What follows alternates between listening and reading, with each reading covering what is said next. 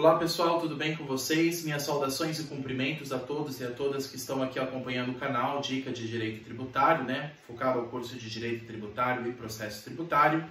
Aqui é o professor Lucas e hoje nós vamos continuar a nossa jornada de estudos das espécies tributárias que ainda estão vigendo na nossa Constituição. Por que eu digo que ainda estão vigendo? Para quem está acompanhando as aulas, eu estou tratando dos artigos que falam a respeito da competência tributária de cada ente federativo. Nós vimos os impostos federais, que são cobrados pela União, os impostos estaduais, que são cobrados pelos estados e por competência acumulativa ao Distrito Federal, e nós estamos agora começando novamente a ver os impostos municipais, começando pelo inciso 1 do artigo 156, o IPTU. Mas eu preciso dizer que nós estamos numa época em que muito se discute sobre a reforma tributária, e muito se irá mexer nesse sistema tributário que nós inclusive conhecemos. Eles até pretendem suprimir alguns impostos, dentre eles o ICMS estadual e o ISS municipal. Então isso também vai interferir aí nas nossas aulas, isso pode mexer em algumas coisas. Ainda não foi aprovada essa reforma, ainda é um projeto de emenda à Constituição que está tramitando no Congresso.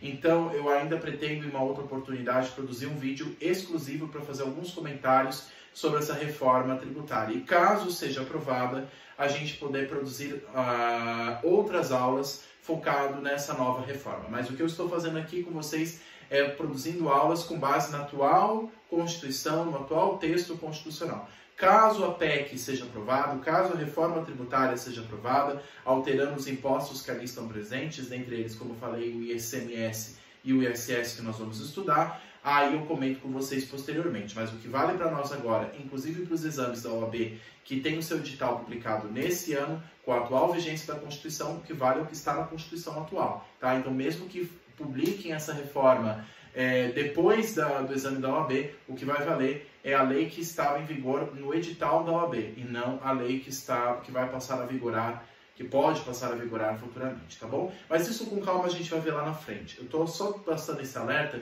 porque pode surgir pessoas aqui perguntando: ah, mas e a reforma tributária, isso não vai alterar alguma coisa nessa matéria ou não? Então nós vamos lá na frente produzir um conteúdo, eu vou comentar com vocês algumas coisas da reforma, para a gente ficar alerta aí às próximas mudanças. Ainda tem muita água para passar debaixo dessa ponte, para depois a gente comentar sobre o que está tramitando no Congresso aí com a reforma tributária. Mas atualmente vamos estudar como está o texto constitucional, e como eu falei para vocês, hoje nós vamos estudar os impostos municipais, começando pela ordem do inciso 1 do artigo 156, o famoso e conhecido nosso, IPTU, que é o Imposto sobre a Propriedade Predial e Territorial Urbana. O que nós podemos destacar na atual composição que temos na Constituição a respeito do IPTU, este imposto que todos conhecem, aqueles que têm a propriedade de uma casa, de um apartamento, em zonas consideradas urbanas? Nós já vimos em matéria federal sobre o famoso ITR, que é o Imposto Territorial Rural, que não se confunde com o IPTU, mas como a maioria das pessoas vive em regiões urbanas ou urbanizáveis, o IPTU acaba sendo uma realidade mais comum, mais visível. Então nós vamos apontar os principais pontos aqui dessa matéria. Quando a gente fala de IPTU, como vocês sabem, é uma competência não só dos municípios, mas do Distrito Federal. O Distrito Federal, que tem essa competência acumulativa entre o Estado e municípios, ele também cobra o IPTU para aqueles que estão na sua área de jurisdição. O fato gerador do IPTU, pessoal, é ter a propriedade, o domínio útil ou a posse do bem imóvel. Não necessariamente você precisa ter a propriedade, ser o dono do imóvel. Você pode ter apenas o domínio útil ou apenas até mesmo a posse do bem imóvel por natureza ou por acessão física, conforme a lei civil, conforme o Código Civil. Incide sobre a construção e o terreno, diferente do ITR, que incide apenas sobre o terreno. Então, essa é a primeira diferença que é importante a gente lembrar. Quando a gente estudou o ITR, que é um imposto federal que incide sobre zonas rurais, a gente até viu a diferença de zona urbana e zona rural, e nós vamos novamente analisar aqui. E por que é importante a gente saber esse limite de zona urbana e rural? Para saber justamente a competência. Quem é que vai tributar? É a União? É uma zona rural? Então é a União. É uma zona urbana ou urbanizável? Eu já vou explicar o que é isso. Então vai ser os estados. O município. Então, dependendo do ente federativo, dependendo do que é zona urbana ou zona rural, vai ter uma competência diferenciada. Então é importante dizer isso. Agora, quando a gente faz o cálculo do IPTU, ou quando é feito o cálculo do IPTU, não toma-se apenas em consideração o imóvel, o terreno, mas também a construção que está nesse imóvel. Se é um prédio comercial, se é um prédio residencial, porque tem diferenças, inclusive de alíquotas, com base na finalidade do imóvel. É um imóvel que tem um edifício residencial, um edifício comercial? Ou qual a finalidade deste imóvel? Então, isso pode também interferir na base de cálculo, aí na alíquota do IPTU. O ITR leva em consideração apenas o terreno, o tamanho, o hectare do terreno. Ele não leva em consideração o que está no terreno, o tamanho da fazenda, o tamanho do cultivo agrícola. Mas, quando a gente fala de IPTU, aí não é só o terreno. No caso, o próprio nome já diz, é imposto predial e territorial urbano. Não é apenas imposto territorial rural. Aqui o ITR já diz claro, não tem P no nome do ITR. Ou seja, não leva em consideração a edificação, apenas o terreno. Mas quando você fala em IPTU, aí já tem a P de propriedade e o T de território. Então, é levado em consideração dois elementos aqui para fazer o cálculo do IPTU, diferente do que ocorre com o ITR. Importante a gente ter isso em mente, tá, pessoal? Para não confundir essas espécies tributárias. O locatário, ou seja, quem aluga o imóvel, pensamos num contrato de locação, um contrato de aluguel de um imóvel, de um apartamento, por exemplo, e o comodatário de imóveis não são contribuintes do IPTU, é importante dizer isso. Eu estou alugando esse apartamento em zona urbana. É eu que tenho que pagar IPTU? Não, é o proprietário original. É o proprietário do imóvel ou aquele que possui o domínio útil do imóvel, né? Não é o locatário, não é o comodatário, não é a pessoa que tem apenas, não é a pessoa que está apenas naquele imóvel, mesmo que por tempo indeterminado, mas se ela não tem a propriedade daquele imóvel, se o nome dela não está escrito como proprietária no tabelionato, no tabelião que faz o registro dos bens imóveis, se o nome dela não está escrito, ela não é a proprietária daquele bem, portanto não é contribuinte de IPTU. Locatário e comodatário não são contribuintes de IPTU. A súmula 399 do Superior Tribunal de Justiça, sempre recomendo, pessoal, quando a gente trata, agora eu estou trazendo também não somente o artigo de lei e da Constituição, mas também súmulas do STF e STJ, recomendo que no VADMECUM vão grifando essas súmulas, porque elas podem ser perguntadas, inclusive, no exame da OAB. O artigo a súmula 399 do STJ diz o seguinte: caberá à legislação municipal estabelecer o sujeito passivo do IPTU. E quando se fala legislação municipal, também entende-se a distrital, competência cumulativa. E caberá à lei municipal estabelecer quem é que vai ser o sujeito passivo, ou seja, quem é que vai ser cobrado do IPTU. Mas lembrando que não poderá ser, como regra geral, o locatário ou o comodatário. Geralmente acaba na prática sendo o proprietário do imóvel, mas pode ser aquele que tem apenas o domínio útil, vai depender de cada município. O parágrafo 1º do artigo 32 do CTN estabelece o conceito de zona urbana, e é importante que vocês deixem isso grifado no VADMECUM de vocês. Quem comprar o VADMECUM completo, ou mesmo o VADMECUM só da área tributária, que vende geralmente nessas editoras, a Saraiva, por exemplo, lá eu recomendo que vocês grifem as súmulas e também os artigos. E lá vocês vão precisar também grifar o artigo 32, parágrafo 1º, porque ele vai trazer o conceito técnico que nós já vimos do que é zona urbana. Porque trazendo esse conceito técnico do que é zona urbana, por exclusão, aquilo que não é zona urbana é zona rural. Então, por isso que ele só estabeleceu um critério técnico para a zona urbana e não para a zona rural. Para a zona rural, a gente tem conceitos gerais da lei, mas o conceito técnico é para a zona urbana apenas. Se aquele terreno não se encaixa nessas hipóteses, então é zona rural, por exclusão. O artigo 32, parágrafo 1º, estabelece isso. E um cuidado que é importante dizer, pessoal. O Decreto-Lei 57 de 66, no seu artigo 15, diz que o imóvel urbano de destinação rural incidirá ITR e não IPTU. Olha só que coisa interessante. Mesmo que seja um imóvel urbano, se a destinação desse imóvel for rural, incidirá ITR e não IPTU.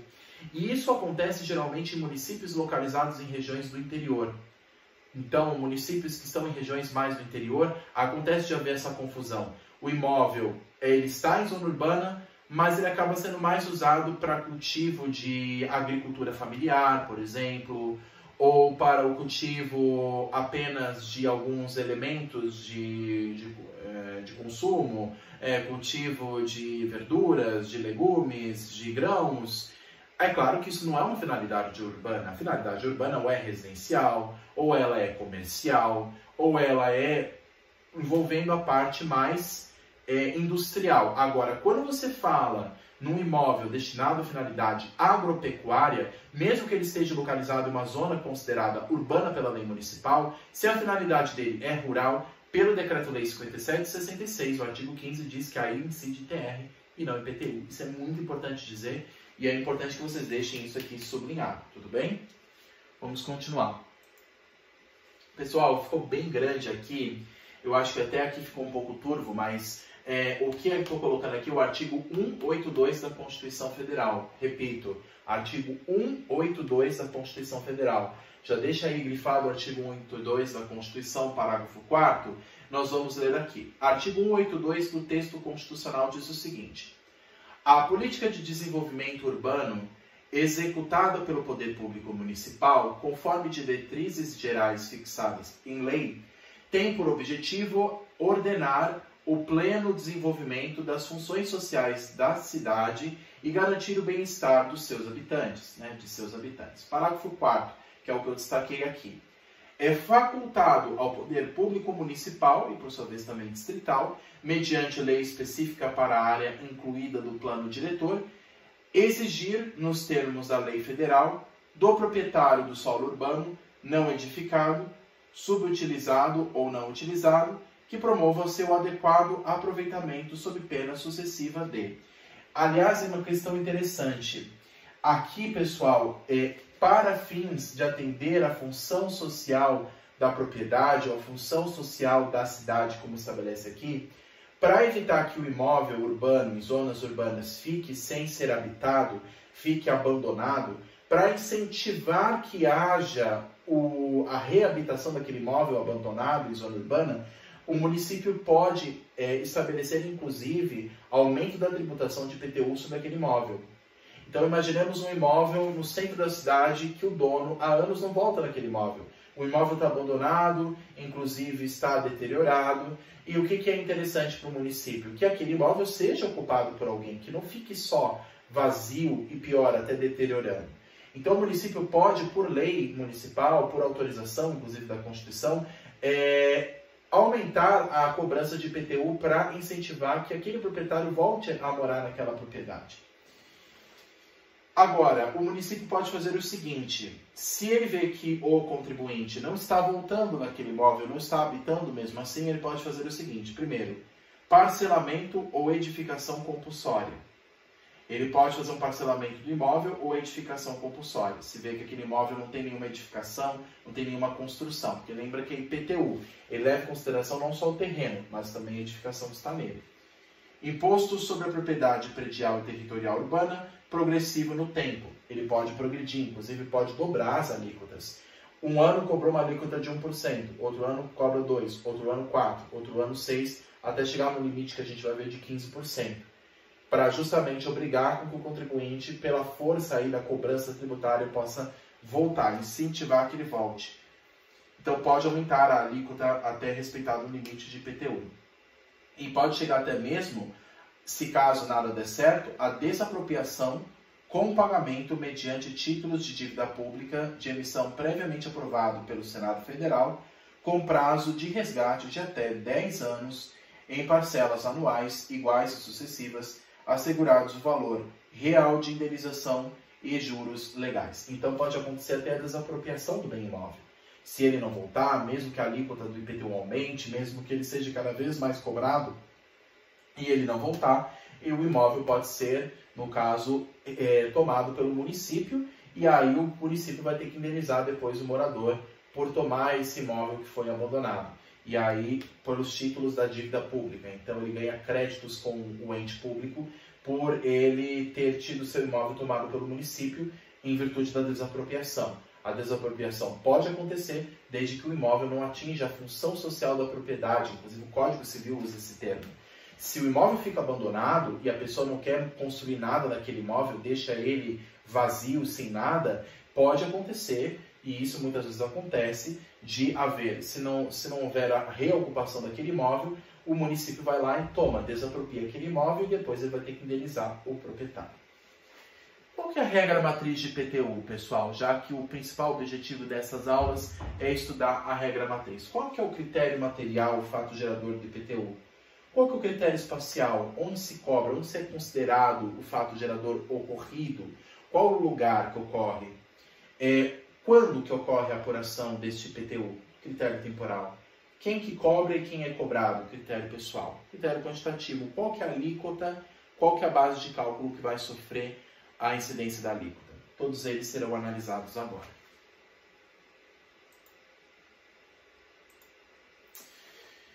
O critério material, pessoal, é estabelecido pelo artigo 32 do Código Tributário Nacional, que é basicamente, se o imóvel estiver localizado em zona urbana do município, é neste imóvel que vai se incidir o IPTU. Então, ter a propriedade, a posse ou domínio útil do bem imóvel em zona urbana municipal é o fato gerador do IPTU. Está aqui no artigo 32 do CTN. Agora, ele continua no parágrafo 1º. Para os efeitos deste imposto, entende-se como zona urbana, aí vem o critério que se entende por zona urbana. A definida em lei municipal, é a lei municipal que estabelece, mas tem alguns requisitos que a lei municipal também deve observar pelo Código Tributário Nacional. Lembra que o Código Tributário Nacional é uma lei federal, é uma lei de caráter complementar federal. Ela vai estabelecer normas gerais, cabendo cada município estabelecer a sua norma específica sobre aquela matéria. O que o Código Tributário Nacional aqui está fazendo é estabelecer critérios para que aquela zona seja considerada urbana. E caberá ao município onde o imóvel está localizado estabelecer outros critérios para se averiguar se aquela zona é urbana ou rural. E quais são esses requisitos? Tem que ter pelo menos 2 deles. Que no imóvel tenha pelo menos meio-fio ou calçamento com canalização de águas pluviais, ou seja, água de chuva, abastecimento de água, sistema de esgotos sanitários, rede de iluminação pública com ou sem posteamento para distribuição domiciliar e escola primária ou posto de saúde a uma distância máxima de 3 km do imóvel considerado. Então, o parágrafo 1º do artigo 32 do Código Tributário Nacional estabelece os critérios claros para se considerar uma zona urbana. E se não estiver aqui encaixado, inclusive se não estiver encaixado conforme a lei municipal, se não é aqui, então é rural. Não pode ser uma terceira opção. Ou o imóvel urbano ou é rural. Se não estiver contemplado aqui nos incisos do parágrafo 1º do artigo 32 do CTN, então por exclusão é zona rural. Se estiver encaixado nessas hipóteses, então é um imóvel urbano. E aí incide IPTU. Tudo bem? E o parágrafo 2º diz: a lei municipal pode considerar urbanas as áreas urbanizáveis. Eu tinha falado isso para vocês. O que é a área urbanizável? Ela não é exatamente uma área urbana, mas ela tem uma finalidade urbana, ou seja, ou de expressão urbana, constantes de loteamentos aprovados pelos órgãos competentes, destinados à habitação, à indústria ou comércio, mesmo que localizados em zona definida, zonas definidas nos termos do parágrafo anterior. O que acontece?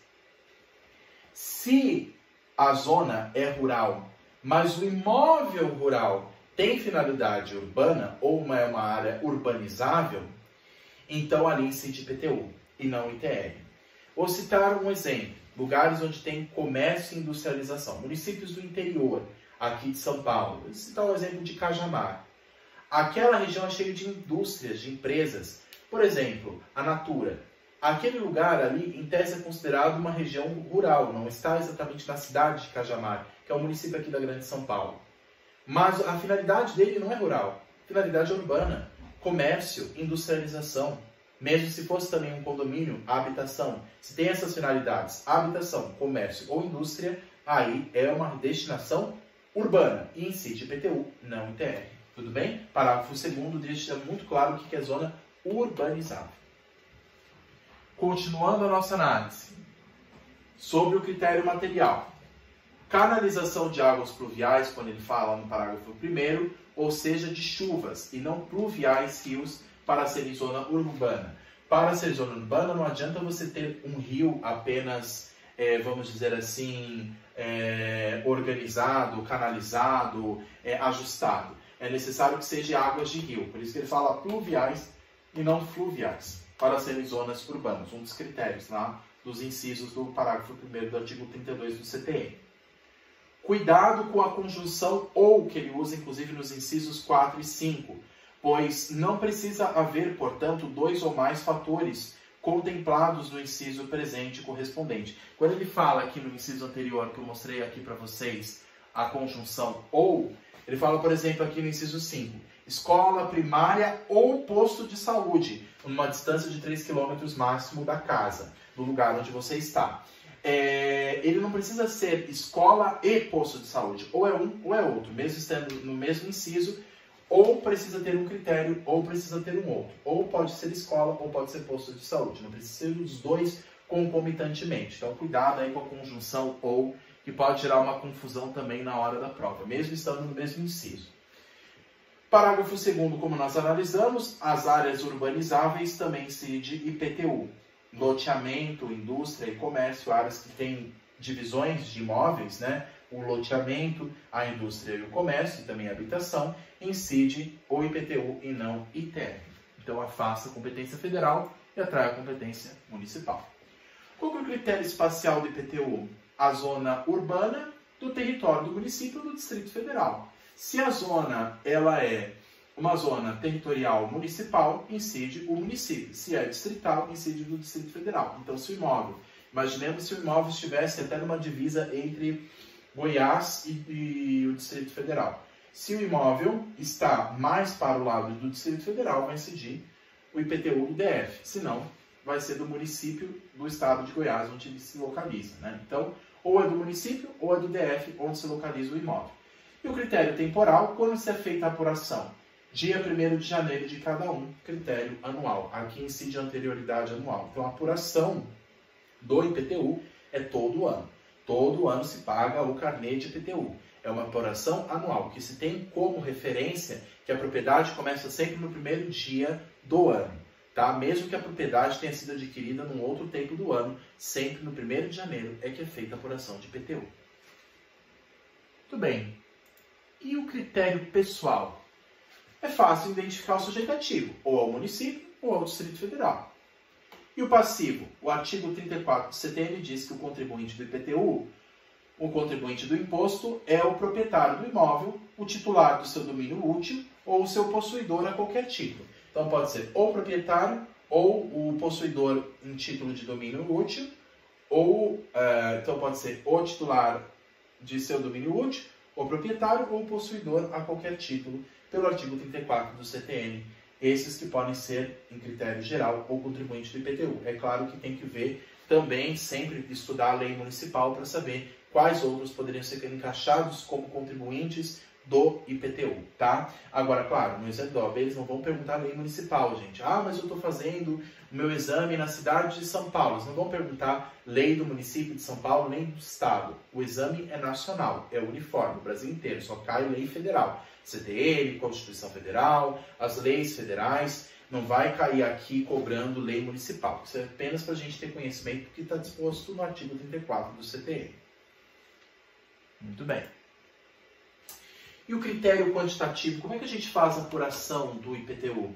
O artigo 33 do CTN diz: a base de cálculo do imposto, do IPTU, é o valor venal do imóvel. É importante dizer isso, o valor venal do imóvel. É com base nesse valor venal que se faz o cálculo do IPTU. Parágrafo único. Na determinação da base de cálculo não se considera o valor dos bens móveis mantidos em caráter permanente ou temporário no imóvel para os efeitos de sua utilização, exploração, aformoseamento ou comodidade, né? Então, vou ler novamente aqui o parágrafo único. Na determinação da base de cálculo não se considera o valor dos bens móveis mantidos em caráter permanente ou temporário no imóvel para efeitos de sua utilização, exploração, aformoseamento e comodidade. Então aqui, gente, não interessa quais bens móveis estejam no imóvel. Ah, é uma mansão cheia de carros importados, cheia de materiais de luxo, de vidraças, de abajur, sei lá, de mesas de madeira maciça, sei lá. Ah, então isso vai aumentar o valor do imóvel. Não, que é considerado o valor venal do imóvel, que é o valor aproximado estipulado pelo governo público, pelo poder público, pelo poder municipal, no caso. O valor venal do imóvel é estipulado pelo poder público municipal ou distrital. Não é o bem móvel que está dentro do imóvel que vai fazer com que isso haja uma alteração para mais ou para menos da cobrança de IPTU. E não inclui bens móveis, lembrando isso, apenas bens imóveis. O imposto, o nome dele é bem claro, é imposto predial e territorial urbano. Só se considera, então, o que está construído naquele imóvel e o terreno em si. Pode ter, no caso, alíquotas majoradas, ou seja, aumentadas, que vão incidir sobre essa base de cálculo, para estimular a habitação urbana, como nós já estudamos, para fazer cumprir a função social da propriedade. Progressividade no tempo, mas tem um limite, não poderá ser mais do que o dobro do ano anterior, até chegar a um limite de 15%, evitando a confiscação. Pode haver aumento de alíquota do IPTU para estimular a habitação daquele imóvel abandonado? Pode, desde que se respeite no máximo que é o limite de 15%, que é estimulado pela lei, pela Constituição, e o que acontece é o seguinte: caso esse limite não seja respeitado, aí haverá uma confiscação. Lembra que há um princípio no direito tributário, que é o princípio do não confisco. O tributo não é sanção penal condenatória. Artigo 3º do CTN. O tributo não pode ser cobrado a mais para punir o contribuinte devedor. Ele tem um limite que é estabelecido por lei. E passados 5 anos e não houver a reocupação do imóvel abandonado, então o município poderá desapropriar o imóvel. E a desapropriando o imóvel, ele vai estar devendo a títulos de dívida pública um valor de restituição para o devido proprietário, tudo bem? Mas a desapropriação pode ser feita passados o período aí de 5 anos. Artigo 156 da Constituição Federal, sem prejuízo da progressividade do tempo, a que se refere o artigo 182, parágrafo 4º, inciso 2, o imposto previsto no inciso 1 poderá ser progressivo em razão do valor do imóvel, isso também é importante dizer, o IPTU pode ser progressivo em razão do valor do imóvel, não dos móveis que estão naquele bem, não dos bens que estão dentro daquela casa, então é a respeito do valor do imóvel em si e pode ser aumentado se houver uma valorização imobiliária. E a capacidade contributiva, ela é o princípio que acompanha isso, né? Quanto maior a minha capacidade contributiva e melhor for a propriedade que eu tiver, maior a minha capacidade contributiva, então o IPTU tem que acompanhar essa valorização, essa progressividade. E ter alíquotas diferentes de acordo com a localização e o uso do imóvel.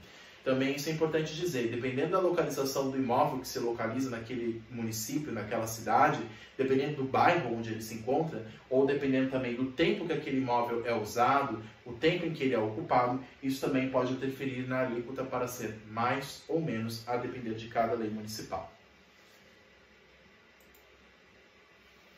A súmula 668 do STF, eu trouxe inclusive nessa aula várias súmulas para a gente estudar. A súmula 668 do STF diz o seguinte: é inconstitucional a lei municipal que tenha estabelecido, antes da emenda constitucional 29 de 2000, alíquotas progressivas para o IPTU, salvo se destinado a assegurar o cumprimento da função social da propriedade urbana. Veja que mais uma vez foi trazido esse tema da função social da propriedade urbana pela decisão do Supremo Tribunal Federal. E a súmula 589 da mesma corte, né, diz o seguinte: é inconstitucional a fixação de adicional progressivo do imposto predial e territorial urbano em função do número de imóveis do contribuinte. Também não é porque eu tenho mais imóveis que eu vou então cobrar alíquotas ainda maiores. Cada imóvel vai ter uma cobrança diferenciada. Não pode haver um aumento Não pode, como ele diz, é inconstitucional a fixação de adicional progressivo do imposto predial, que é o IPTU, em função do número de imóveis do contribuinte. Né? Ah, eu tenho mais imóveis, então eu vou cobrar cada vez mais sobre esse contribuinte. Não. Né? Cada imóvel vai incidir uma cobrança justa para cada um deles. E por que tem que ter esse limite de alíquotas? Para evitar a confiscação. O Estado não pode tomar de maneira arbitrária, de maneira abusiva, os bens, o dinheiro do proprietário. Tá? Então tem que ter um limite aí conforme estabelecido pela súmula 589 do Supremo Tribunal Federal. A súmula 539 do STF diz o seguinte: é constitucional a lei municipal que reduz o imposto, no caso o IPTU, sobre imóvel ocupado pela residência do proprietário que não possua outro. Isso é importante dizer.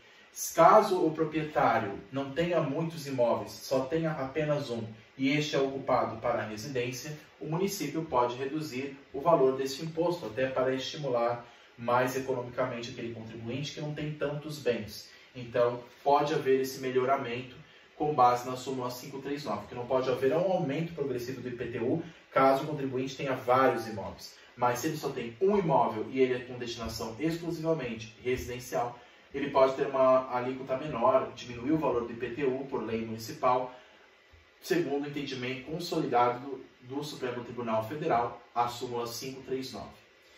E a súmula 656 do STF diz o seguinte: é inconstitucional, ou seja, é contrária à Constituição, a lei que estabelece alíquotas progressivas para o imposto de transmissão intervivos de bens imóveis, o ITBI, com base no valor venal do imóvel. Tem que haver uma diferenciação, gente, porque o ITBI é um imposto municipal e nós vamos estudar sobre ele. O ITBI, que não se confunde com o ITCMD que a gente estudou estadual, o ITBI ele também leva em consideração a questão do imóvel, que é um imposto de transmissão de bens imóveis, mas ele não pode ter a mesma base de cálculo do IPTU, tá? Então tem uma diferença aí que é importante a gente dizer. A base de cálculo do IPTU não é a mesma base de cálculo do ITBI.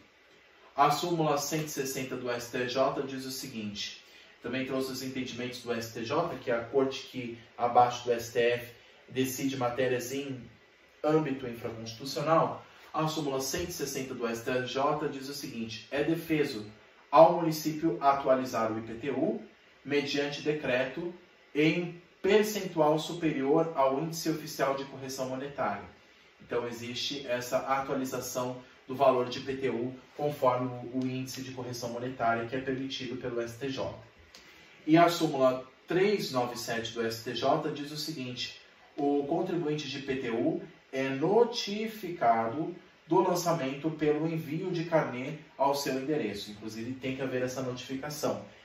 O IPTU, como ele é sujeito ao lançamento de ofício, ou seja, é o próprio ente fiscal, o município, que faz todos os trâmites, o cálculo do valor do imóvel, ou a aplicação da alíquota, ele só manda um carnezinho para o contribuinte pagar. No caso, quem cuida da maior parte é o município, mas quem paga, óbvio, é o contribuinte.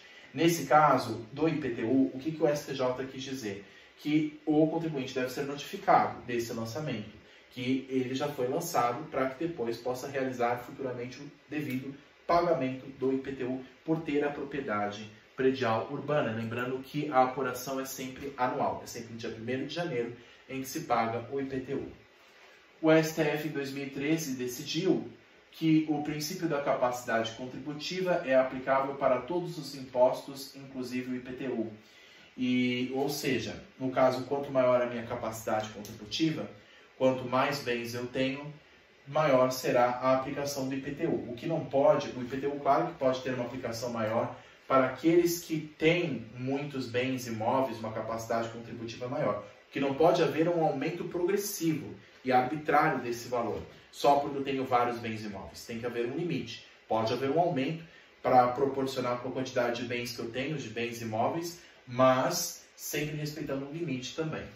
E lembrando, pessoal, a base de cálculo, que é o que eu levo em consideração para fazer a minha apuração de ITBI e IPTU, é diferente. Nós vamos ver na aula de ITBI que o referencial da base de cálculo deles não é o valor venal do imóvel. Para o IPTU é. O valor venal do imóvel é um valor aproximado que o município faz de apuração de cada imóvel que está no seu território. Então, a base de cálculo do IPTU é o valor venal. ITBI é o valor de mercado, o valor que é comercializado aquele imóvel. Porque o ITBI é, na verdade, disciplina a venda de um imóvel, a venda onerosa de um imóvel. E não apenas a posse. A posse, a propriedade que incluída é o IPTU, que é a estabilidade da propriedade. Agora, quando há a venda, aí é ITBI e os referenciais são diferentes. IPTU é o valor venal do imóvel, essa é a base de cálculo, e o ITBI é o valor comercializado, vendido do imóvel, quanto que ele está no mercado, quanto que ele é mais ou menos é estipulado no mercado, que é basicamente o valor real daquele bem. Pessoal, são várias informações, IPTU é uma das matérias que eu mais gosto, mas o objetivo dessa aula foi basicamente tratar dos aspectos gerais da regra matriz de incidência tributária do IPTU, para que vocês tenham todas essas regras matrizes dos impostos, como nós estamos fazendo aqui no curso, em mente, para que quando nós formos analisar as questões de OAB, vocês saibam mais ou menos como localizar a resposta correta, aí, tendo já fixado com vocês. Eu sempre recomendo que façam exercícios em casa da regra matriz. Para cada um dos impostos, faça um quadrinho, coloque o critério quantitativo, material, pessoal, temporal, espacial, para cada um dos impostos que nós estamos analisando, impostos federais, estaduais, municipais e o Distrito Federal que acumula, e aí a gente vai conseguir cada vez mais assimilar com facilidade e naturalidade cada uma dessas espécies tributárias. Pessoal, fico à disposição de vocês para o que for necessário. Aqui está sempre, eu passo sempre o meu site, né, que é o Prof. Lucas, direitotributário.com.br, tudo junto minúsculo, como vocês estão vendo aqui, proflucasdireitotributário.com.br. Lá vocês vão poder ter acesso às informações minhas pessoais, inclusive também o meu e-mail, minhas demais redes sociais, para a gente estabelecer esse contato e aí a gente continuar nossa jornada de estudos em conjunto, tá bom? Pessoal, fico à disposição de vocês.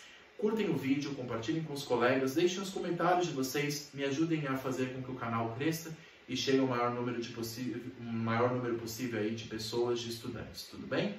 Muito obrigado, pessoal, a todos pela atenção e desejo uma excelente semana e bons estudos. Obrigado.